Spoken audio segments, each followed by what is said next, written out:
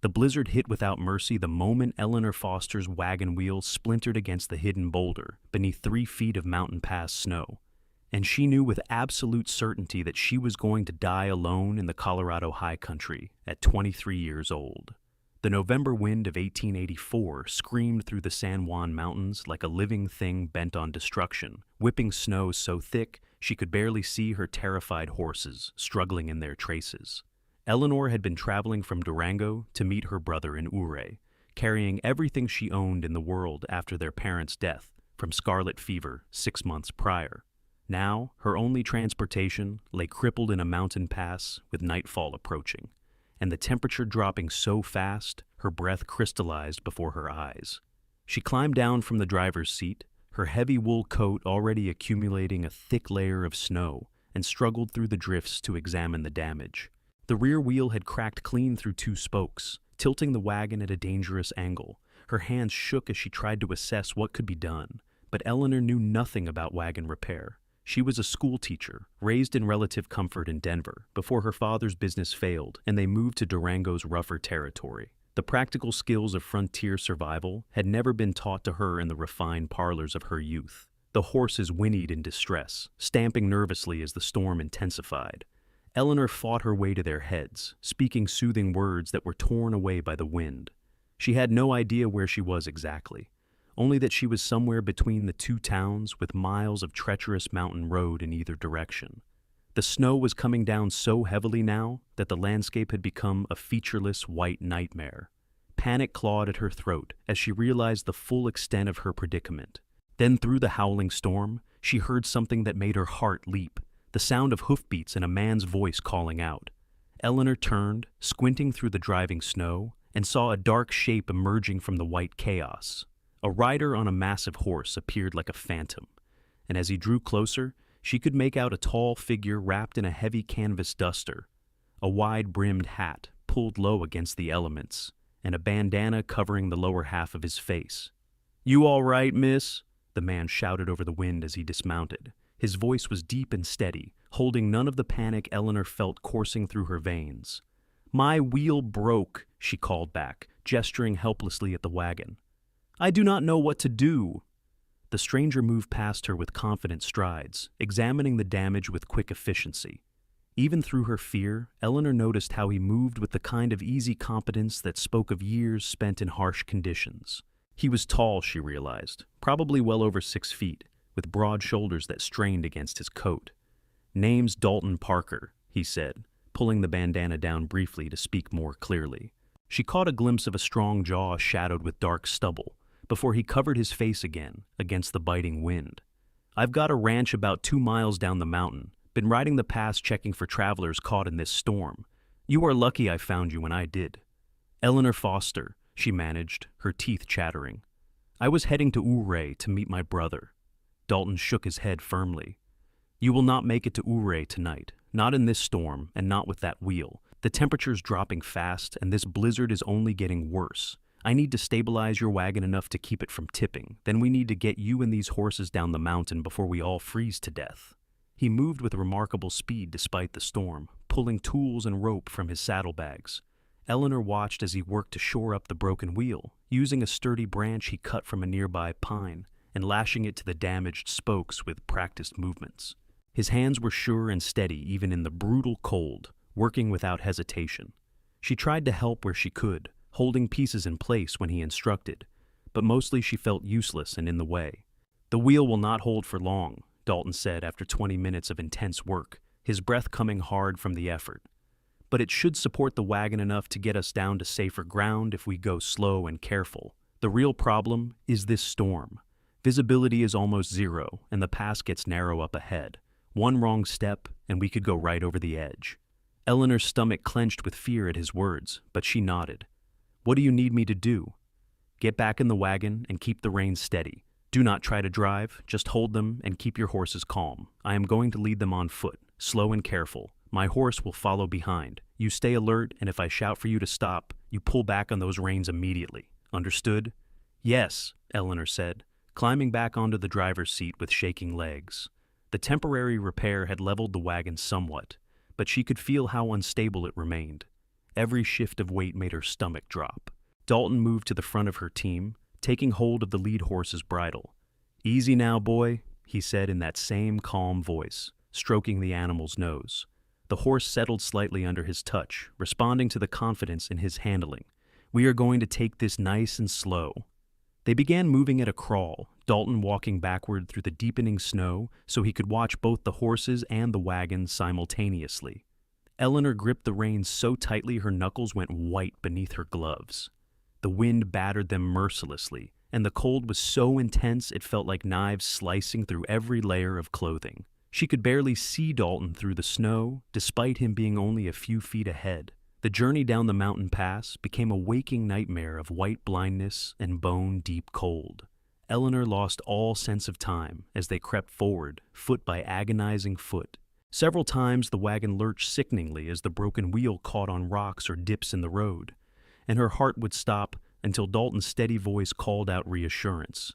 He never wavered, never showed fear or frustration, just kept them moving with patient determination. "How much farther?" she finally called out, when her hands had gone so numb she could barely feel the reins. "Half-mile, maybe," Dalton shouted back. "The worst of the pass is behind us. Road widens from here." Eleanor wanted to weep with relief, but her eyes were so cold she doubted she could produce tears. Her whole body shook with violent shivers now, and she knew she was approaching dangerous levels of cold exposure. She focused on staying conscious and keeping her seat, trusting this stranger completely because she had no other choice. True to his word, the road did begin to widen, and the slope became less steep. Eleanor could see slightly more now as they descended below the worst of the storm, though snow still fell heavily.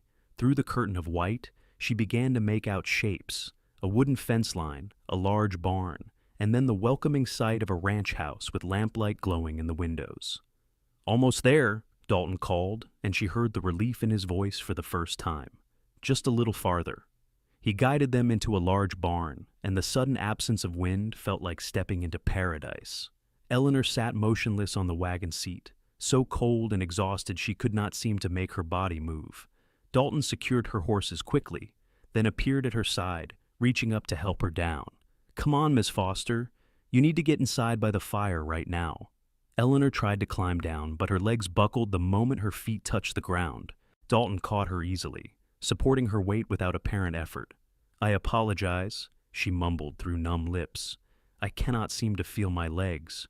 "Do not apologize. You have been sitting in that wagon for over an hour in below-zero temperatures. You are hypothermic." He half carried her toward the barn door.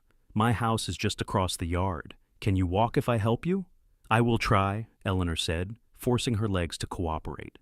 Together they made their way through the snow to the ranch house. Dalton kicked the door open and brought her into a large main room dominated by a stone fireplace where a healthy fire crackled. The warmth hit Eleanor like a physical force, and she gasped. "Let's sit here," Dalton said, guiding her to a chair close to the fire. "I need to get your wet things off before the cold does permanent damage."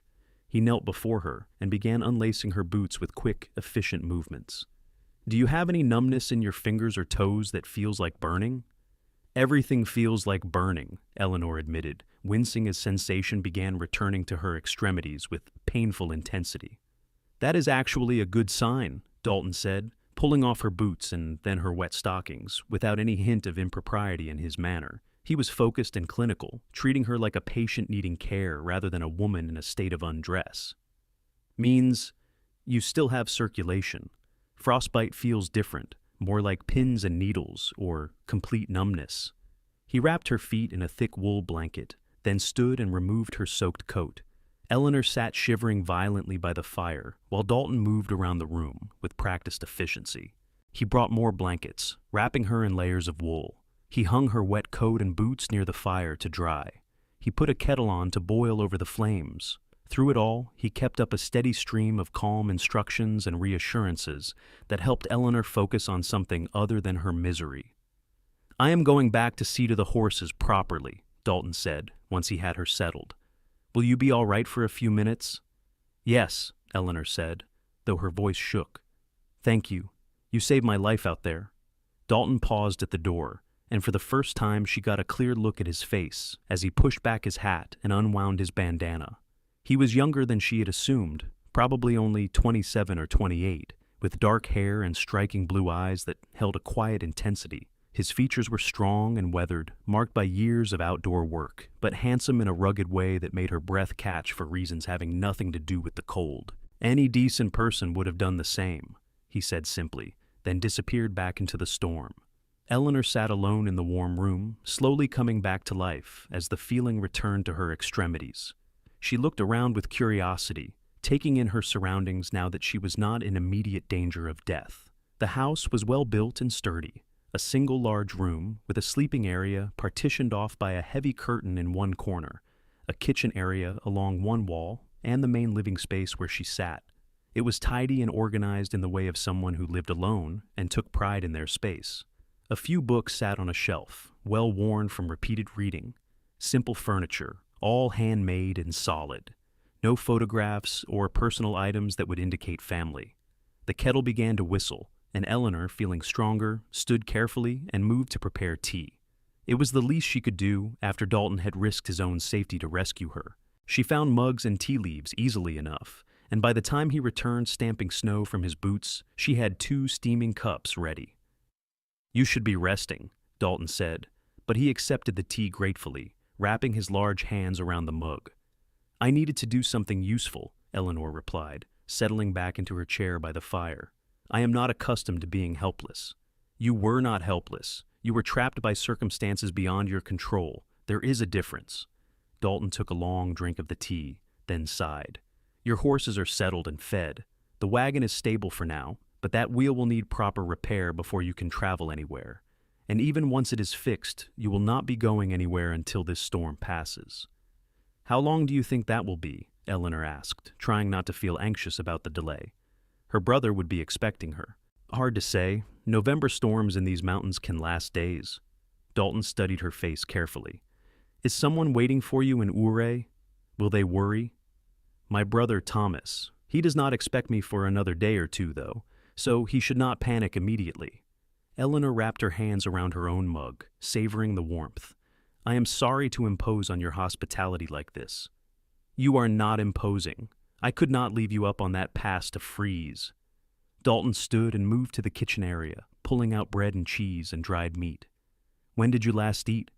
Eleanor tried to remember and realized it had been at dawn, over 12 hours ago. "This morning." "You need food." He put together a simple meal with the same quiet efficiency he brought to everything else, setting a plate before her. "Eat. You need to rebuild your strength."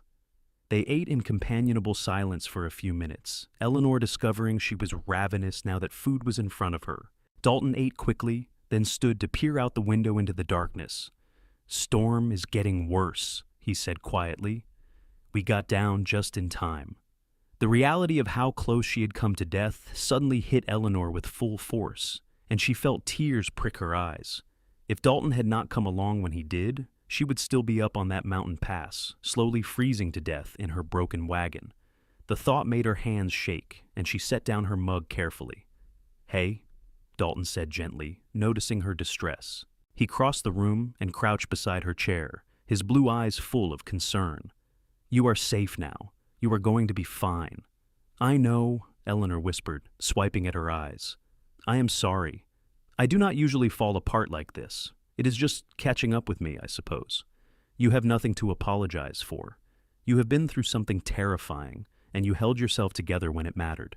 His voice was warm and genuine. "You did good up there, Miss Foster. A lot of people would have panicked, but you stayed calm and followed instructions. That is why we made it down safely." Eleanor met his eyes and felt something shift in her chest, some recognition she could not quite name. This man was a stranger, yet he had shown her more kindness in a few hours than many people she had known for years. "Please call me Eleanor," she said softly. "I think we can dispense with formalities given that you have seen me without my stockings." A hint of a smile crossed Dalton's face, softening his weathered features. "Eleanor, then, and I am just Dalton, no Mr. needed." The wind howled outside, rattling the windows, but inside the small ranch house, Eleanor felt warmer than she had in months. Not just physically warm from the fire, but something deeper that had been frozen since her parents died. She studied Dalton as he moved around the room, preparing the sleeping area for her. insisting she take the bed while he would sleep by the fire. He was clearly a good man, the kind of solid, dependable person who acted without thought for his own comfort when someone needed help. "Have you lived here long?" Eleanor asked, curious about this man who had become her unlikely savior. "5 years. Bought the land and built most of the structures myself." Dalton pulled extra blankets from a chest. "Started with just 20 head of cattle, up to almost 200 now, plus some horses. It is not much, but it is mine." There was pride in his voice, and Eleanor understood it. In 1884, Colorado, owning your own land and building something from nothing was a real achievement, especially for someone who appeared to be doing it alone. "That is impressive. Do you run the ranch by yourself?" "Mostly. I hire a couple of hands during spring branding and fall roundup, but day to day it is just me." He glanced at her. "I prefer it that way, if I'm being honest. Grew up in a crowded orphanage in St. Louis. When I got out here and discovered space and silence, I realized it was what I had been craving my whole life." The simple honesty of his words touched Eleanor. "I understand that feeling. Denver was always too crowded, too noisy for me. I loved it when we moved to Durango, even though it was because my father's business had failed. The mountains felt like coming home in a way the city never had." "What brings you to Ouray?" Dalton asked, settling into a chair across from her with easy grace for such a large man. "My brother found work in the mines there. After our parents died, there was nothing left for either of us in Durango, so Thomas went ahead to establish himself, and I stayed to settle their affairs and sell what little we had left." Eleanor stared into the fire, watching the flames dance. "I am supposed to find work as a teacher in Ouray, if they need one. If not, I am not sure what I will do." "You will find something," Dalton said with quiet confidence. "Ouray is growing fast. They always need teachers for the children." They talked for another hour, swapping stories of their lives with the easy comfort of two people who had been through something intense together. Eleanor learned that Dalton was 28, had been on his own since he was 14, and had worked as a ranch hand all over Colorado before saving enough to buy his own land. He was self-educated, teaching himself to read from an old Bible in the orphanage, and continuing to collect books whenever he could afford them. He was soft-spoken but thoughtful, choosing his words carefully when he did speak. For his part, Dalton learned that Eleanor was 23, had been teaching since she was 18, and had a deep love of literature and history that made her eyes light up when she discussed them. She spoke of her parents with obvious grief, but also with warmth, clearly having been loved and having loved them in return. She was brave and intelligent, refusing to give in to self-pity despite the difficult circumstances she found herself in. Eventually, exhaustion caught up with Eleanor, and she could barely keep her eyes open. Dalton noticed immediately and stood, gesturing to the curtained sleeping area. "You need to rest. Tomorrow I will work on repairing your wagon, and we will see where the storm stands." "What about you?" Eleanor protested. "I cannot take your bed. I have slept on floors and in haylofts and under stars my whole life. Sleeping by a warm fire in my own house is luxury compared to most of my nights." He gently but firmly guided her toward the bed. "Please, do not argue. You need real rest after what you have been through." Too tired to protest further, Eleanor slipped behind the curtain and removed her dress, laying it carefully aside to continue drying. She climbed into Dalton's bed, wearing only her chemise and drawers, burrowing under the heavy quilts. The bed smelled like him, a clean scent of leather and wood smoke, and something distinctly masculine that made her feel safe. Within minutes, she was fast asleep. Eleanor woke to the sound of someone moving quietly around the main room. Dawn light filtered through the windows, revealing that the storm had finally stopped. She could hear Dalton building up the fire, trying not to make noise. She lay still for a moment, processing everything that had happened. By all rights, she should be dead, frozen on a mountain pass.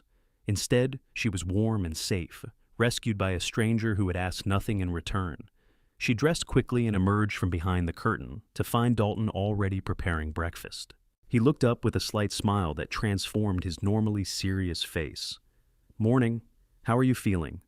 "Much better," Eleanor said honestly. "Sore and tired, but alive, thanks to you. The storm broke about an hour ago. Snow stopped around dawn." Dalton handed her a cup of coffee. "But we got nearly 2 feet of accumulation, and the temperature is still well below freezing. The pass will be impassable for days, even after the snow stops completely." Eleanor absorbed this information, trying not to feel trapped. "How long do you think before I can continue to Ouray?" At least 3 or 4 days, maybe more. The road needs time to be cleared and packed down by traffic before it is safe for wagons. Dalton studied her carefully. I know being stuck here with a stranger is not ideal, but I promise you are safe. I will sleep in the barn if it would make you more comfortable. No, Eleanor said quickly. Please do not do that. You will freeze. I trust you. And surprisingly, she realized it was true. There was something fundamentally decent about Dalton Parker, a quality of steadiness that put her at ease despite the unusual situation. They shared breakfast, and then Dalton bundled up to go tend to the animals and assess the damage from the storm. Eleanor insisted on helping despite his protests, and together they made their way through the deep snow to the barn. Her horses whinnied in greeting, and she took comfort in seeing them well cared for and content. Dalton examined her wagon in the daylight, running his hands over the broken wheel with a critical eye. I can fix this, he said finally. I have spare wood and tools. It will take me most of the day, but I can make it solid again. How much will you charge for the repair? Eleanor asked, mentally calculating her limited funds. Dalton looked at her with surprise. Charge? I am not going to charge you anything. You are stuck here because of bad luck, not by choice. But the materials, your time, Eleanor protested, are mine to give freely if I choose. His voice was firm, but not unkind. I do not help people because I expect payment, Eleanor. I help because it is the right thing to do. Eleanor felt her throat tighten with emotion. Kindness without expectation of return was rare in her experience, particularly in the harsh realities of frontier life, where everyone struggled just to survive. Thank you, she said softly. Truly. Dalton nodded and turned his attention back to the wagon, but Eleanor thought she caught a hint of color in his weathered cheeks that was not just from the cold. She left him to his work and returned to the house, determined to make herself useful. If he would not accept money, she could at least earn her keep in other ways. She spent the morning cleaning and cooking, preparing a proper midday meal from his well-stocked pantry. It felt good to be busy, to be doing something productive instead of just accepting charity. She also needed something to occupy her mind, because she kept finding her thoughts drifting to Dalton in ways that both excited and alarmed her. He was handsome, certainly in that rough-hewn way of men shaped by hard work and harsh elements. But it was more than that. It was the quiet competence he brought to everything he did, the way he never wasted words but made each one count. The unexpected gentleness in his work roughened hands when he had cared for her the night before. Eleanor had not been particularly interested in men before, focused as she was on her teaching and then on surviving after her parents' deaths. But Dalton Parker was awakening something in her she had not known existed. She was drawn from her thoughts by the sound of the door opening. Dalton stamped snow from his boots, his face reddened from hours in the cold. Wheel is fixed and solid, he announced. Your wagon is ready to travel whenever the road opens up. Already? Eleanor asked in surprise. I thought you said it would take all day. Went faster than I expected. Dalton shrugged out of his coat, and Eleanor noticed his knuckles were scraped and bleeding from the work. Without thinking, she crossed to him and took his hands in hers. You are hurt, she said with concern, examining the damage. It is nothing, Dalton said, but he did not pull his hands away. Just part of the work. Sit down, Eleanor ordered, gently pushing him toward a chair. Let me tend to these properly. She gathered clean cloth and warm water, then knelt before him to clean his scraped knuckles. She could feel his eyes on her as she worked, gentle and thorough. The position was intimate, kneeling between his knees with his hands in hers, but it felt natural somehow. You do not need to fuss, Dalton said quietly, but there was no real protest in his voice. You fussed over me last night when I was half frozen, Eleanor countered, carefully wrapping his worst knuckle with clean cloth. Turnabout is fair play. She looked up and found his blue eyes fixed on her, with an intensity that made her breath catch. They stayed frozen like that for a long moment, something unspoken passing between them. Dalton broke the contact first, clearing his throat and gently pulling his hands back. Something smells good, he said, his voice rougher than usual. I made stew, Eleanor said, standing perhaps a bit too quickly. It should be ready. They ate together, the conversation easier now, trading stories and opinions on everything from books to politics to the best way to break a difficult horse. Eleanor was surprised by how well-read Dalton was, despite his limited formal education, and how thoughtfully he considered different viewpoints. He listened more than he talked, but when he did speak, it was always worth hearing. After the meal, Dalton insisted on cleaning up since Eleanor had done the cooking. She settled by the fire with one of his books, a worn copy of Shakespeare's sonnets, and read while he worked. The domestic comfort of the scene struck her powerfully. It felt like something married people might do, sharing space and tasks with easy familiarity. The thought should have alarmed her, given that she had known this man for barely 24 hours, but instead it felt oddly right. "Do you enjoy poetry?" Dalton asked, noticing what she was reading. "Very much, Shakespeare especially. There is something about the way he captures emotion in words that always moves me." Eleanor ran her fingers over the page. "Do you?" "I do, though I do not always understand it the way someone with formal education would." Dalton came to sit across from her, his own book in hand. "I just know what moves me and what does not." "That is the best way to approach poetry," Eleanor said warmly, feeling it rather than analyzing it to death. She glanced at his book. "What are you reading?" "A History of the Roman Empire. I have always been fascinated by how civilizations rise and fall." He smiled slightly. "Probably seems odd for a cattle rancher to care about ancient history." "Not at all. I think it makes you interesting." The words came out more warmly than Eleanor intended, and she felt color rise to her cheeks. They spent the afternoon reading and talking, occasionally looking up to share a passage or an observation. Snow began falling again around mid-afternoon, not the violent blizzard of the previous day, but a steady accumulation that confirmed they would not be going anywhere soon. Eleanor knew she should feel anxious or trapped, but instead, she felt peaceful in a way she had not experienced in a very long time. As evening approached, Dalton went back out to tend the animals and Eleanor prepared dinner. She was beginning to learn the rhythms of his household, where he kept things and how he liked them organized. It felt presumptuous to settle in so comfortably, yet he had shown no sign of minding her presence. If anything, he seemed to enjoy having company. That night, they talked longer, sitting by the fire as the wind picked up outside. Dalton told her about the loneliness of ranch life, the way days could go by without seeing another soul. Eleanor shared her own loneliness after her parents died, how she had felt utterly adrift without their anchor. They discovered a shared love of the mountains, a shared belief that hard work and honesty mattered more than social standing or wealth, a shared hunger for knowledge and beauty, even in the midst of difficult circumstances. "I am glad I found you on that pass," Dalton said quietly as the fire burned low. "Not just because you needed help, but because it has been good having you here. This house feels less empty with someone else in it." Eleanor's heart beat faster at his words. "I am glad you found me too, and not just because you saved my life, though that is certainly reason enough." She met his eyes across the firelight. "You are a good man, Dalton Parker. Better than you probably know." He held her gaze for a long moment, something vulnerable and hopeful flickering in his blue eyes. Then he stood abruptly, breaking the spell. "You should get some rest. Morning comes early on a ranch." Eleanor recognized the retreat for what it was and did not push, though disappointment curled in her stomach.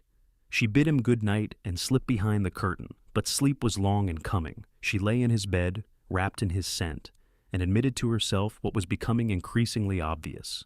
She was developing feelings for Dalton Parker, deep and fast and probably unwise given that they had only just met. But she could not seem to stop it, any more than she could stop the snow from falling outside. The next 2 days fell into a comfortable pattern. Dalton worked around the ranch while Eleanor kept house, cooked, and gradually mended or improved small things that had been neglected in a bachelor household. They talked for hours each evening, their conversations ranging from profound to silly, learning each other's thoughts and dreams and fears. The attraction between them grew more obvious with each passing hour, manifesting in lingering glances and accidental touches that sent electricity through Eleanor's entire body. On the third morning, Eleanor woke to find the sun shining brightly through the windows and the sound of voices outside.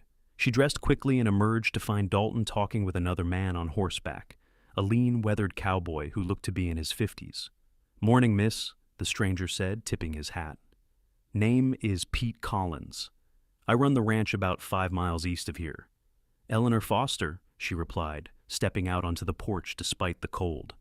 "I was just telling Dalton here that the pass is clearing," Pete said. "Freight wagon's been going through since yesterday, packing the snow down nice. Should be safe for lighter travel by tomorrow if the weather holds." Eleanor felt her stomach drop. Tomorrow. She could leave tomorrow. She should be relieved, eager even, to continue her journey and reach her brother. Instead, she felt only a hollow sense of loss at the thought of leaving Dalton's ranch. "That is good news," Dalton said, his voice carefully neutral. "Eleanor has been trying to get to Ouray to meet her brother." "Well, you should be able to make it now," Pete said cheerfully. "Road is in good shape considering. You folks have a good day." He rode off with a wave, leaving Eleanor and Dalton standing in awkward silence. "I suppose I should prepare to leave in the morning," Eleanor said quietly, not looking at him. "I suppose so," Dalton agreed, his voice flat. "I will check your wagon over one more time, make sure everything is secure for the trip." They went through the motions of the day, but the easy comfort between them had been replaced by a tense awareness of their limited time. Eleanor tried to focus on practical matters, sorting through her belongings in the wagon and making a list of what she would need for the final leg of her journey. But her mind kept drifting to Dalton, to the way he smiled when he thought she was not looking, to the warmth in his eyes when they talked, to the gentleness in his rough hands. That evening, neither of them could pretend to read or make conversation. They sat by the fire in silence, the unspoken words hanging heavy between them. Finally, Dalton spoke. "I do not want you to go." The words came out raw and honest, stripped of any pretense. "I know I have no right to say that. You have a life waiting for you in Ouray, family who needs you.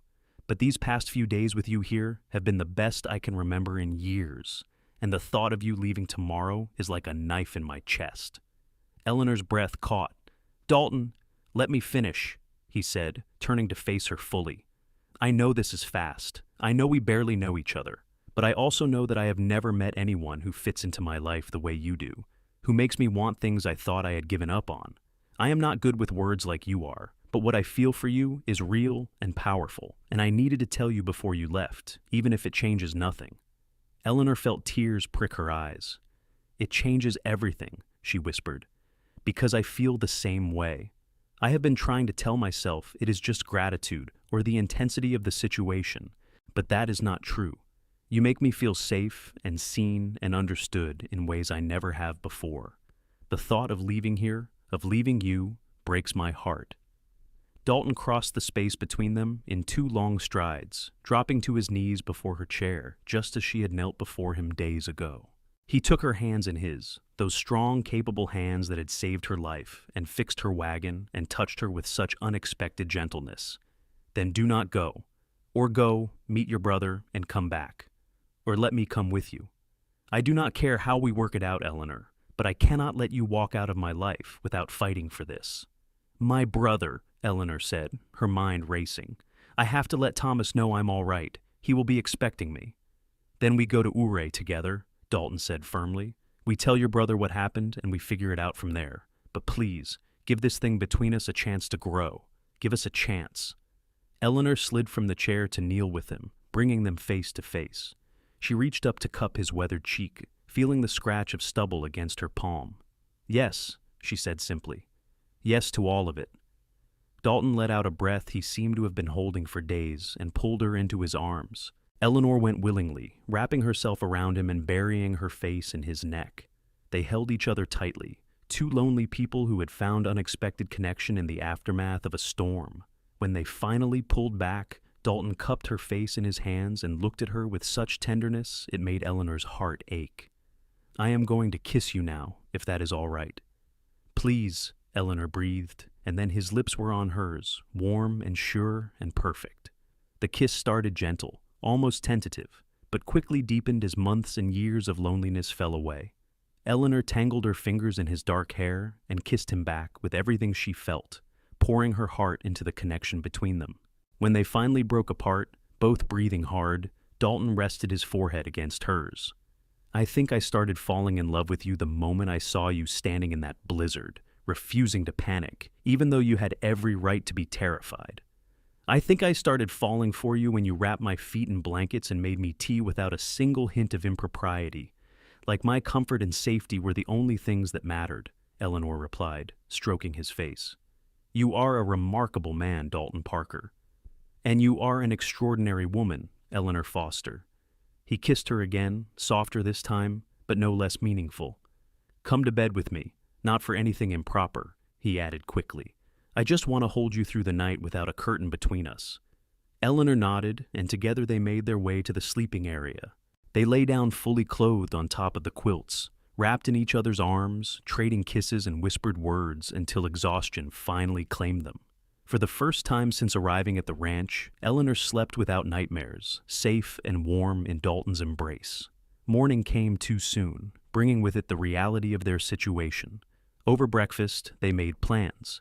Dalton would accompany Eleanor to Ouray, helping ensure her safe arrival and meeting her brother. Once Thomas knew she was all right, and they had discussed her situation, they would determine the next steps. Eleanor might still need to find work in Ouray if her brother could not support her, or she might return to Dalton's ranch if that seemed right. They were courting now, officially and intentionally, giving their feelings the time and space to develop properly.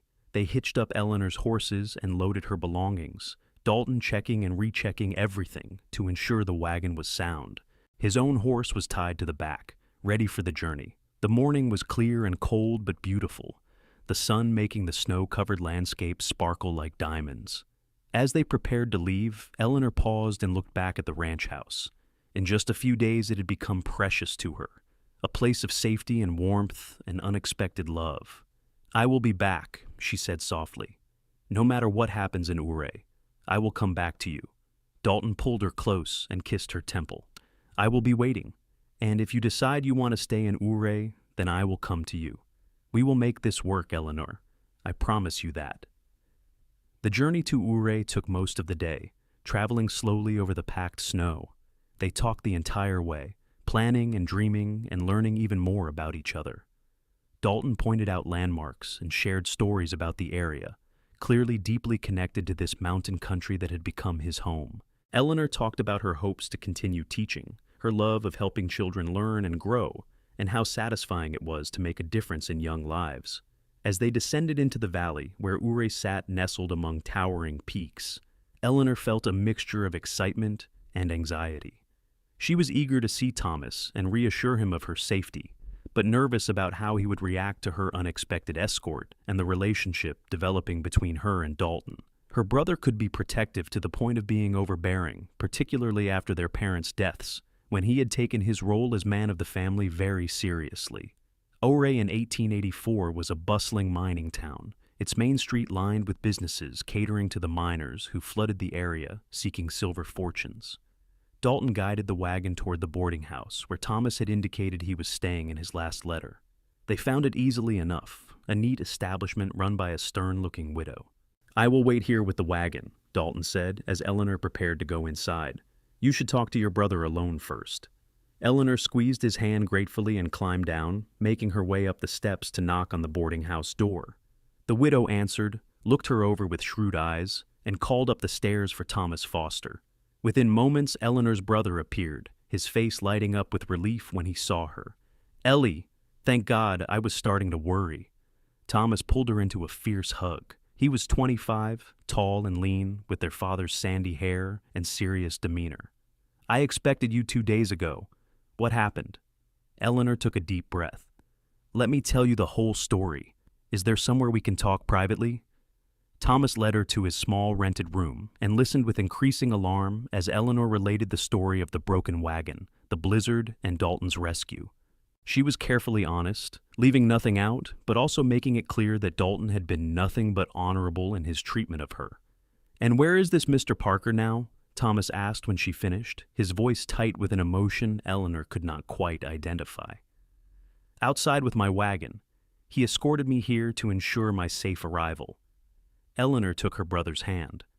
"Thomas, I know this is unusual and sudden, but Dalton is a good man. The best I have ever met, if I am being honest. We have begun a courtship, and I wanted you to know." Thomas was quiet for a long moment, studying his sister's face. Finally, he sighed. "I can see it in your eyes, Ellie. You care for him." "I do. Very much." "Then I suppose I need to meet this cowboy who swept my sister off her feet in a snowstorm." Thomas stood, offering her his arm.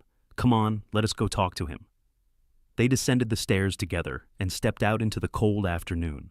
Dalton stood beside the wagon, his hat in his hands, looking every inch the nervous suitor, despite his impressive physical presence. He straightened as they approached, meeting Thomas's evaluating gaze without flinching. "Mr. Foster," Dalton said, extending his hand. "Dalton Parker, I am glad to see your sister safely delivered to you." Thomas shook the offered hand, his grip firm and assessing.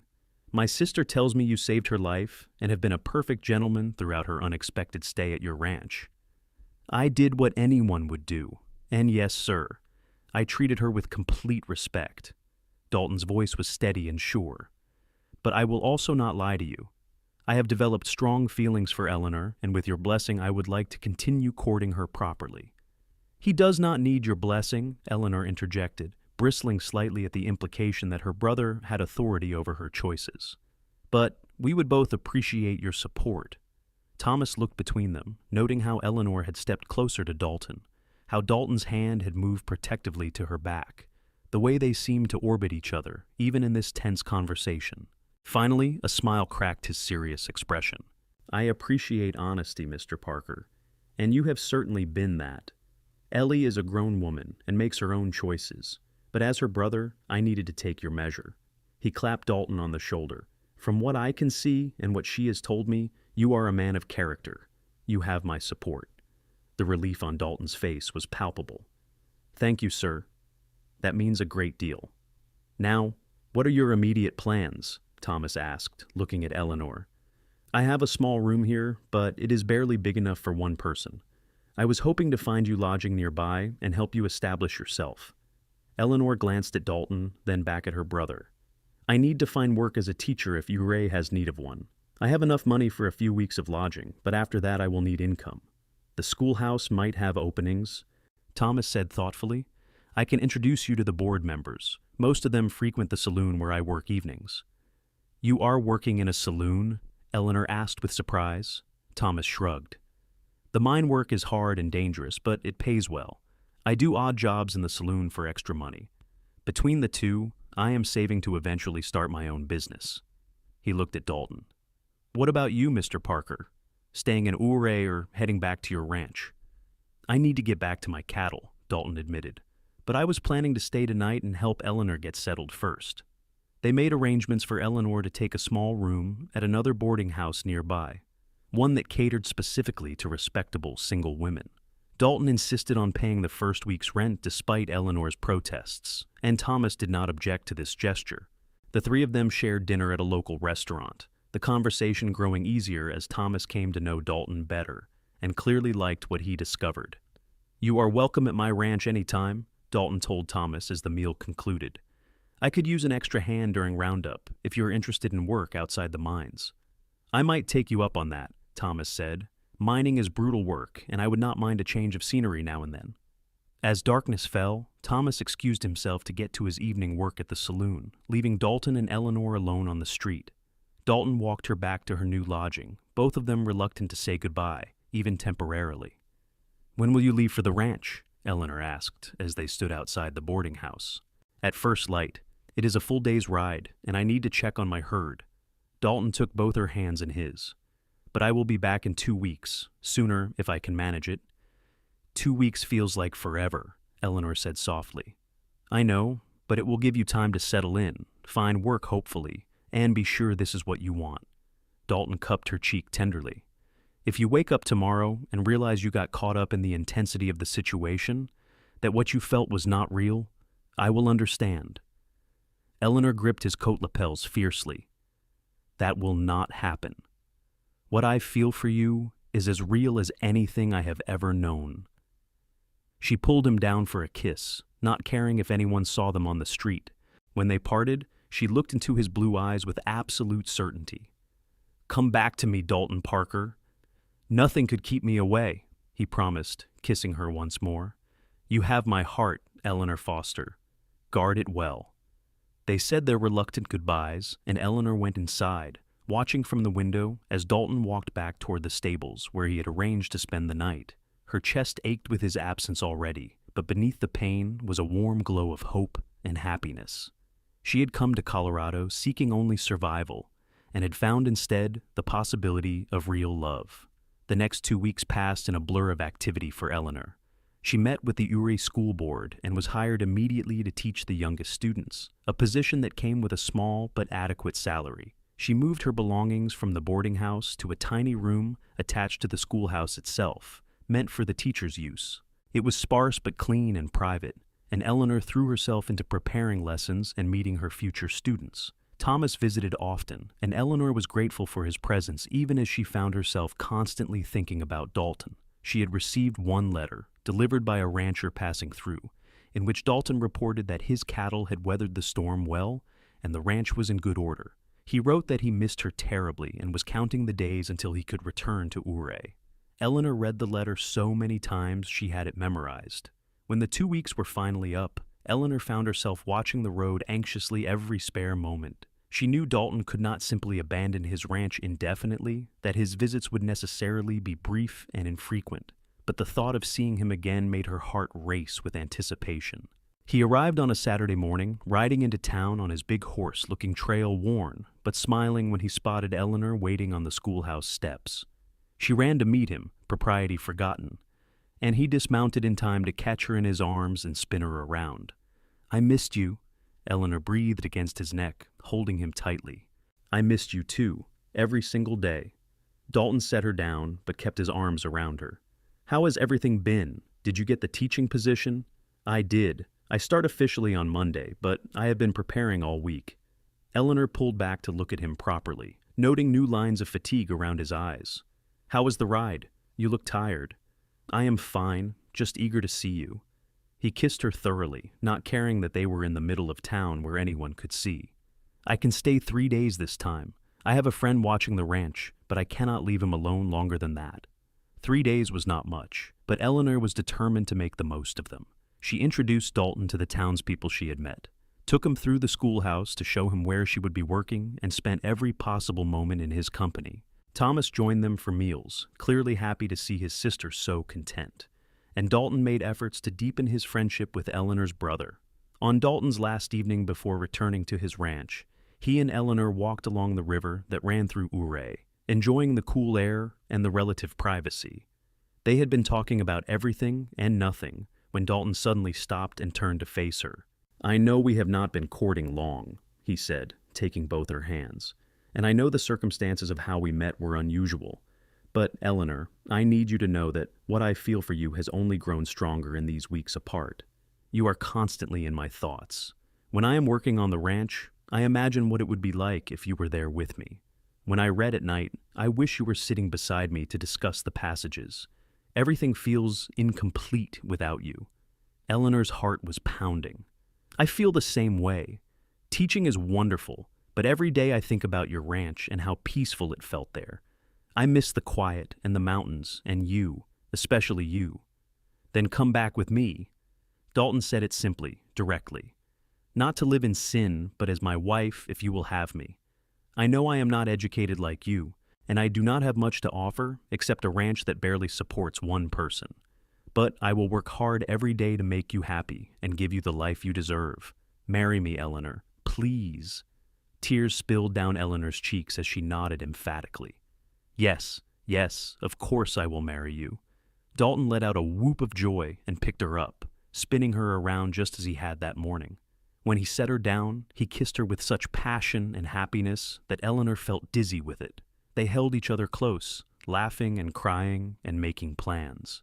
"I need to finish out my teaching contract," Eleanor said practically, though her heart wanted to leave immediately. "I committed to the full year, and I cannot abandon my students partway through. That would not be fair to them or to the school board who trusted me." "I understand," Dalton said, though disappointment flickered in his eyes. "When does the term end?" "End of May, 6 more months." Eleanor cupped his face. "I know that is a long time to wait, but it is important to me to honor my commitments." "It is one of the things I love about you," Dalton said, kissing her forehead. "Your integrity and your dedication. 6 months will go by faster than we think. We can write letters, and I will visit as often as I can manage."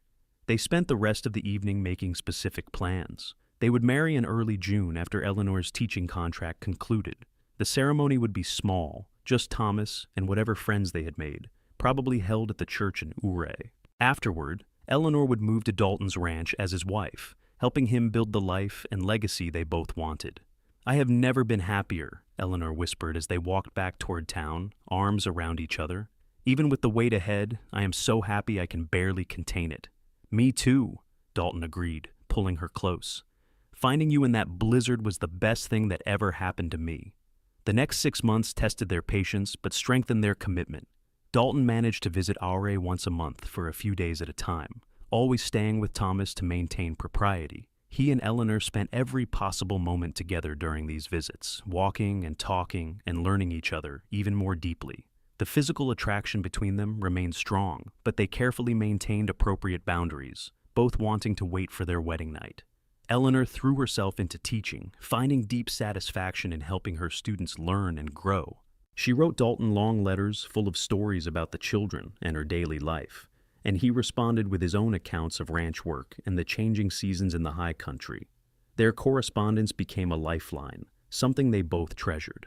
Thomas proved to be a steadfast support, clearly pleased to see his sister so happy and to have gained a friend in Dalton.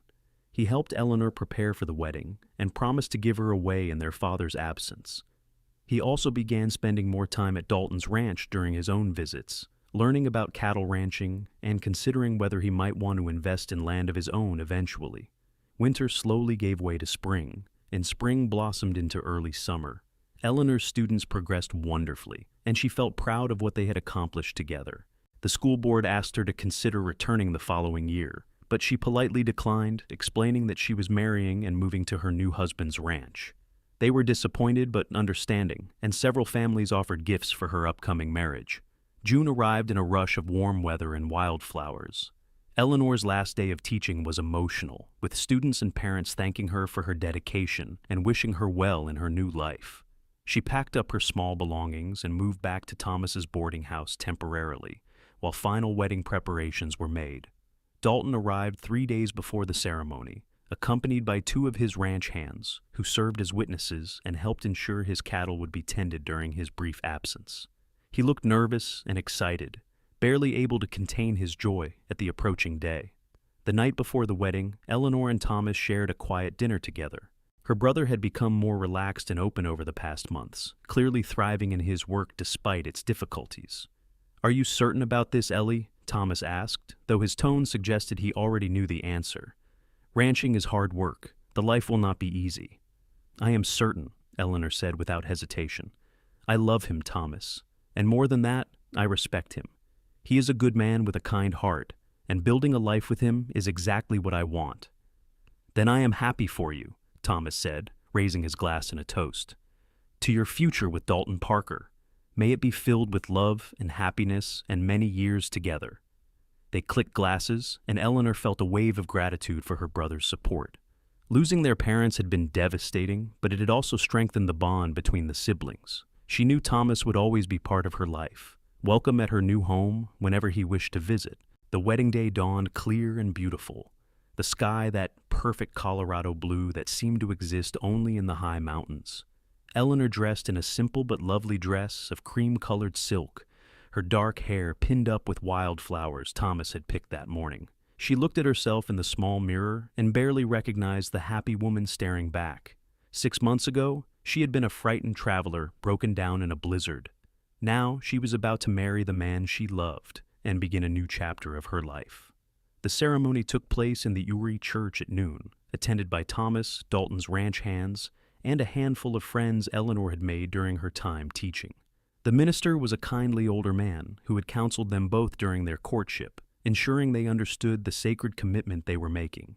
Eleanor walked down the short aisle on Thomas's arm, her eyes locked on Dalton waiting at the altar. He wore his Sunday best, dark pants and a pressed white shirt, his hair slicked back and his face clean-shaven. But it was the expression in his blue eyes that took her breath away. He looked at her like she was the most precious thing in the world, like he could not believe his good fortune. She felt exactly the same way. The ceremony itself passed in a blur of emotion. Eleanor heard herself speaking vows in a voice that shook with feeling, promising to love and honor Dalton for the rest of her life. His own voice was deep and sure as he made the same promises to her, sliding a simple gold band onto her finger. When the minister pronounced them husband and wife, Dalton kissed her with such tenderness and joy that Eleanor felt tears slip down her cheeks. They celebrated with a small reception at the local hotel, sharing food and drink and laughter with their guests. Thomas gave a heartfelt speech about his sister's happiness and his new brother's good character. Dalton's ranch hands shared embarrassing stories about their boss that had everyone laughing. Eleanor found herself wrapped in her new husband's arms more often than not, unable to stop smiling. As evening approached, Dalton and Eleanor said their goodbyes and prepared to leave for the ranch. They would spend their wedding night at Dalton's home, beginning their married life in the place where they had first found each other.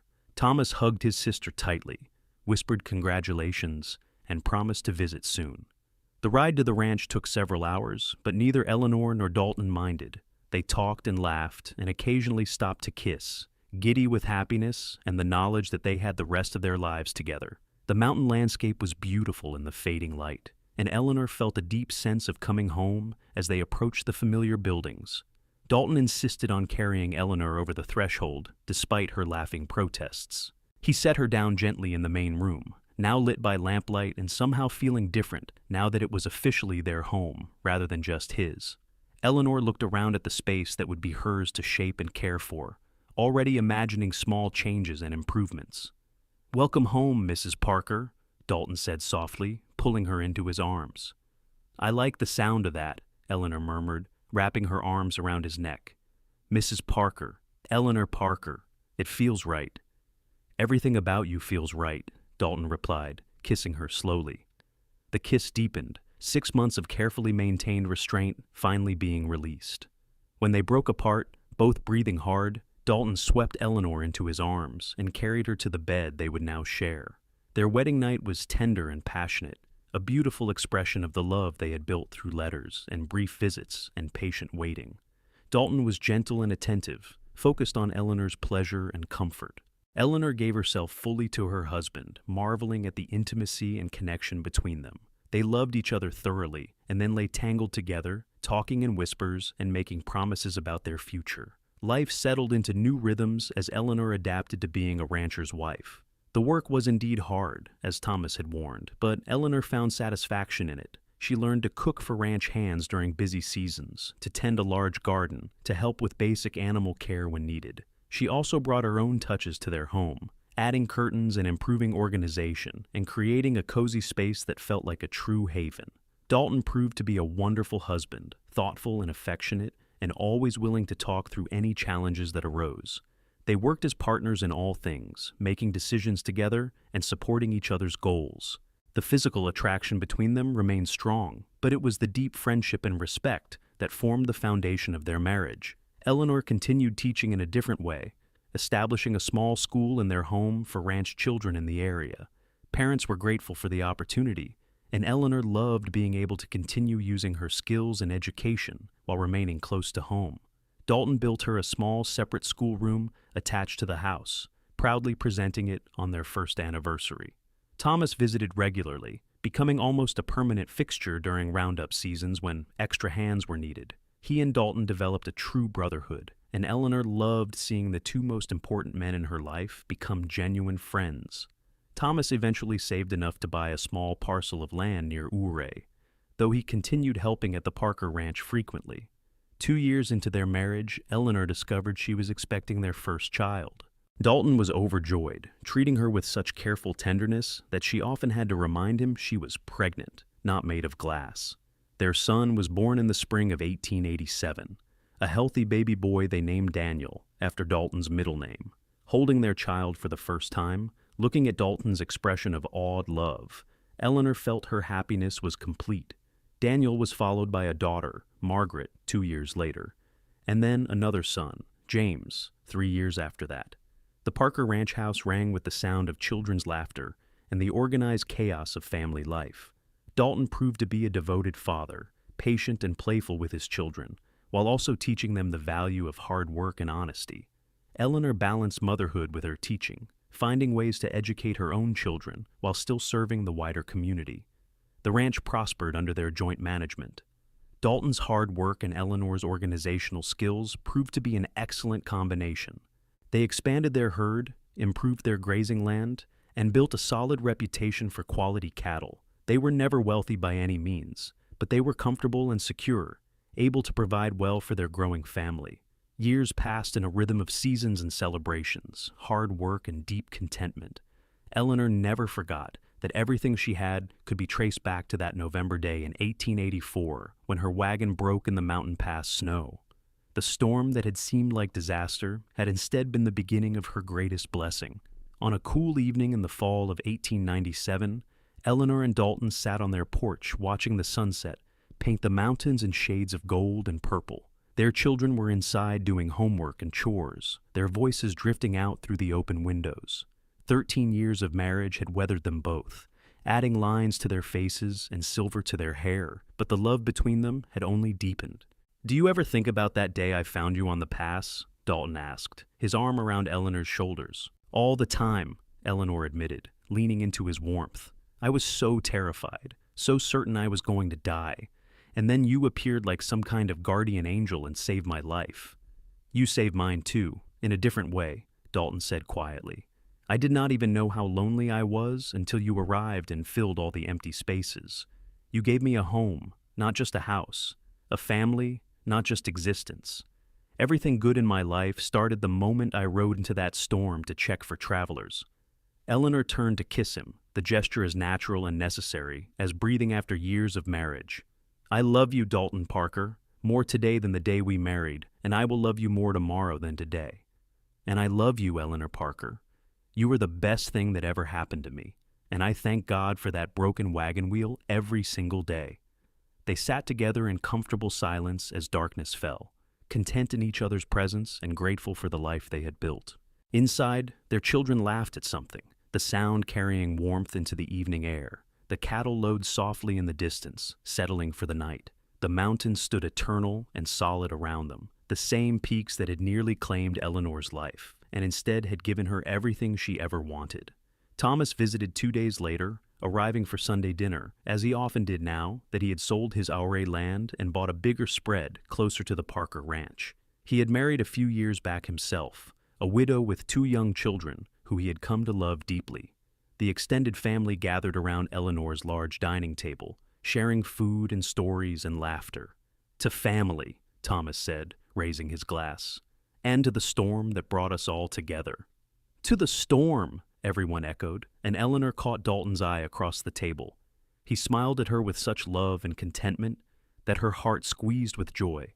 Later that night, after their guests had left and their children were asleep, Eleanor and Dalton prepared for bed in the comfortable routine of long marriage.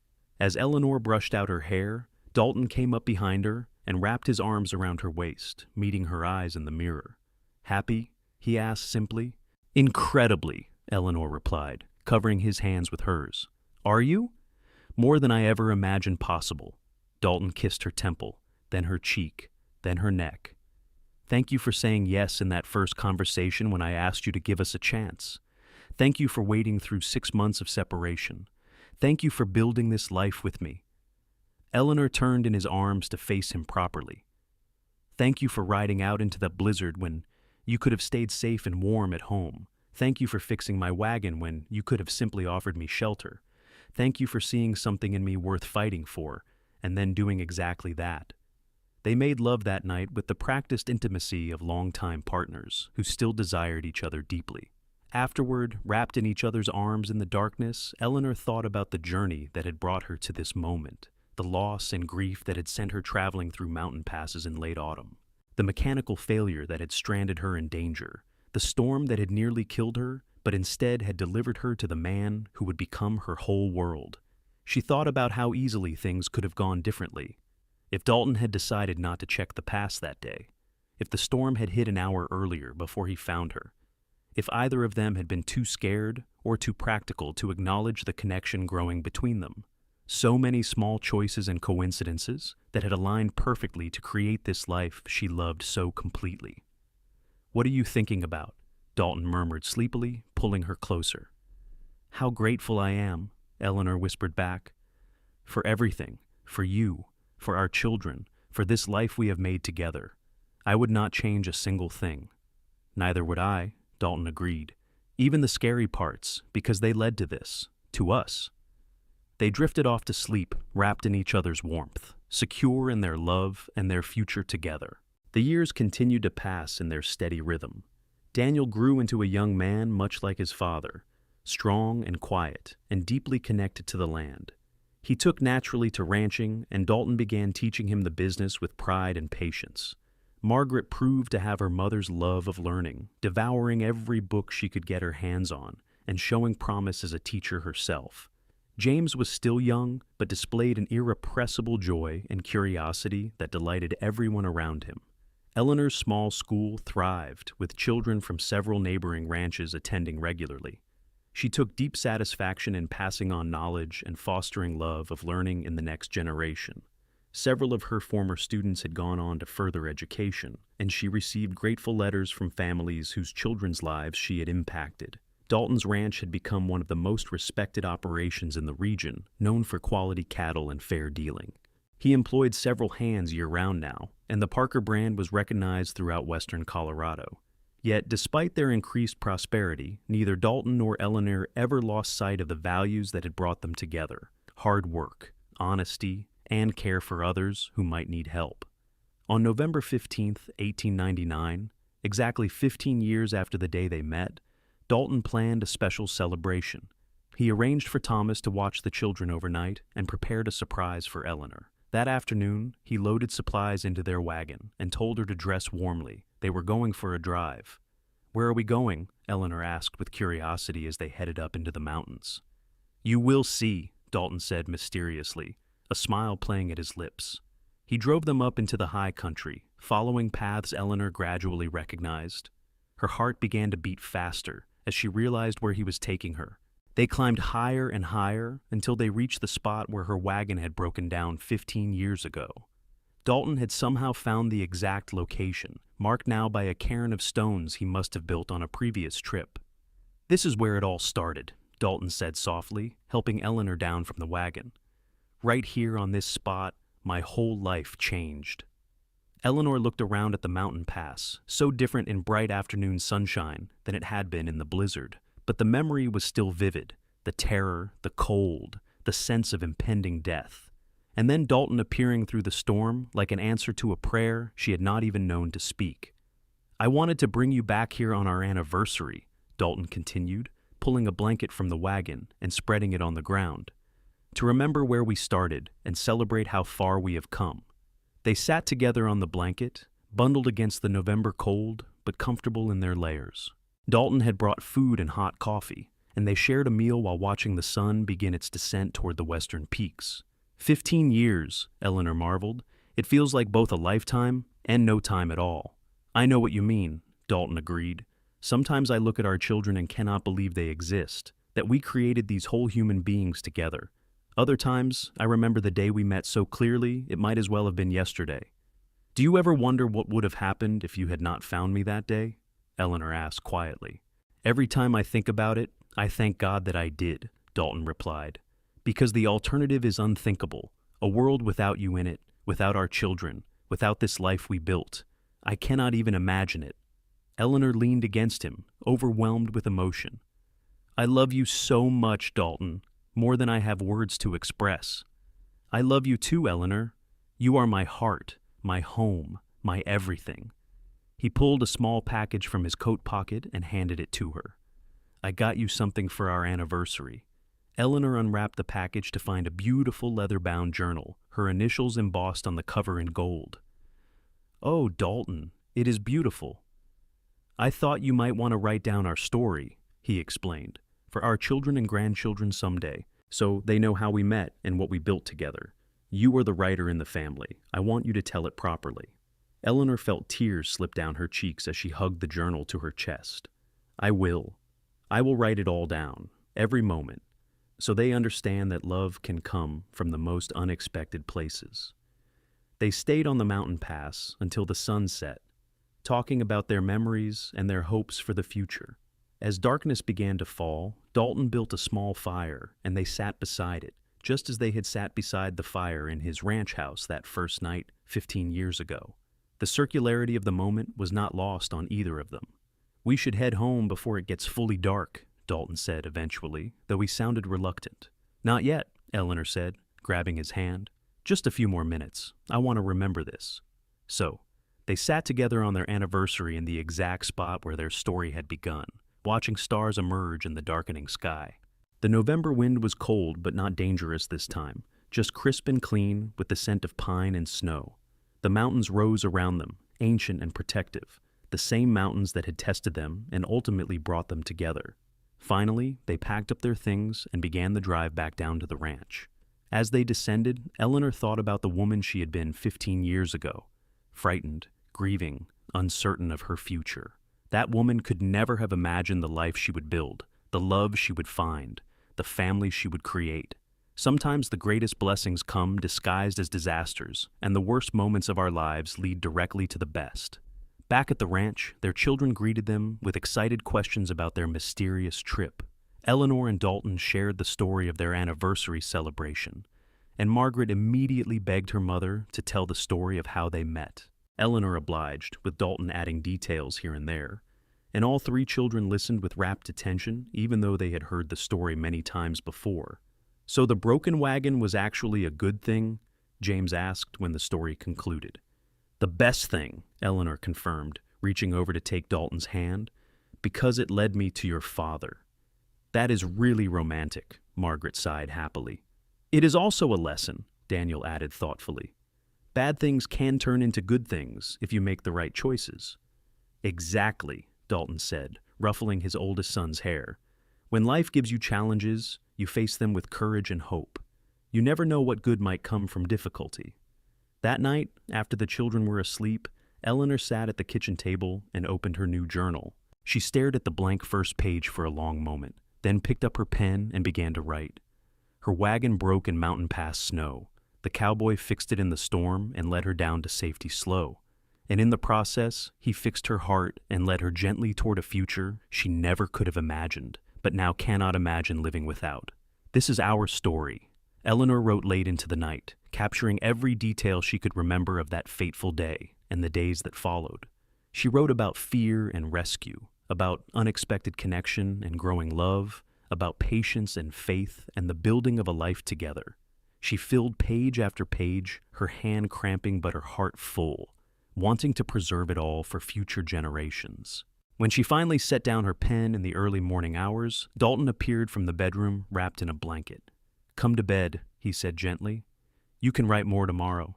Eleanor stood and let him wrap the blanket around her too, cocooning them together as he led her to their room. They climbed into bed and curled together in the familiar way of longtime partners, fitting perfectly into each other's curves and angles. "I started writing our story," Eleanor murmured sleepily. "Good," Dalton replied, kissing her hair. "It deserves to be remembered and told. I am going to write it all down.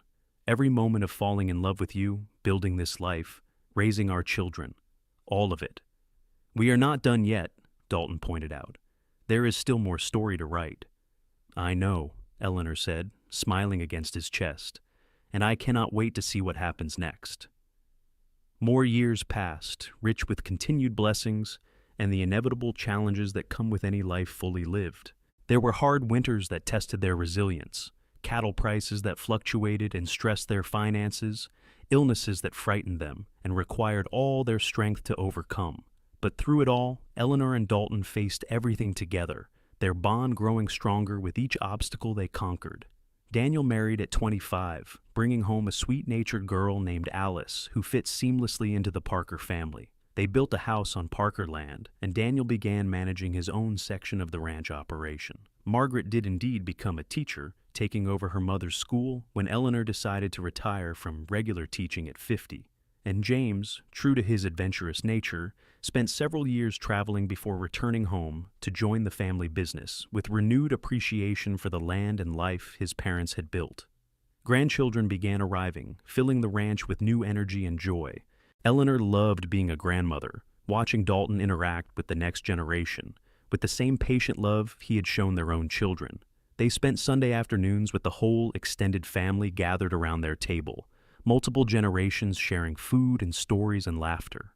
Thomas remained a constant presence until his death at 71, mourned deeply by everyone who knew him.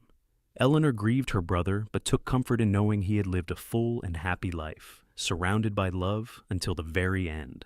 At his funeral, she spoke about how he had given her away at her wedding and supported her through every phase of her life. She missed him terribly but felt grateful for all the years they had shared. Eleanor and Dalton grew old together, their bodies slowing but their minds and spirits remaining sharp. They still sat on their porch most evenings, hands clasped, watching sunsets and talking about their day. The view never grew old, nor did the comfort of each other's presence. They had built something lasting and good, a legacy that would continue long after they were gone. On a crisp autumn morning in 1924, 40 years after that fateful blizzard brought them together, Dalton passed away peacefully in his sleep at 72 years old. He simply did not wake up, slipping from life to death so gently that Eleanor almost envied the ease of his transition. She mourned him with a grief that was profound but not bitter. They had been given 4 decades together, more happiness than many people experienced in twice that time. She had been blessed beyond measure. Eleanor lived for another 8 years, surrounded by her children and grandchildren and even great-grandchildren. She finished writing the story of her life with Dalton, filling multiple journals that became treasured family heirlooms. She told anyone who would listen about the cowboy who had saved her in a snowstorm and ended up saving her in every way a person can be saved. When Eleanor Foster Parker died peacefully at 80 years old in 1932, her family buried her beside Dalton on the ranch they had built together. The view from their graves looked out over the mountains where they had met, a fitting final resting place for 2 people whose love story had begun in those high peaks. Their oldest grandson, named Dalton after his grandfather, inherited the ranch and continued the Parker legacy. He had read his grandmother's journals many times and understood the responsibility of carrying forward what his grandparents had created. The ranch continued to prosper, passing down through generations, always remembered as being built on a foundation of love and resilience. The story of Eleanor and Dalton Parker became family legend, told and retold with each generation. The cairn of stones marking the spot where they met was maintained and eventually marked with a plaque telling their story. It became a place where family members went to remember their ancestors and the remarkable love that had started everything. Her wagon broke in mountain pass snow. The cowboy fixed it in the storm and led her down to safety slow. And in doing so, he led her to a life beyond her wildest dreams, to love deeper than she had known was possible, to a family that would carry their story forward through time. It was a reminder that sometimes our worst moments become the doorways to our greatest blessings, and that love, when it is real and true, can weather any storm and last beyond lifetimes.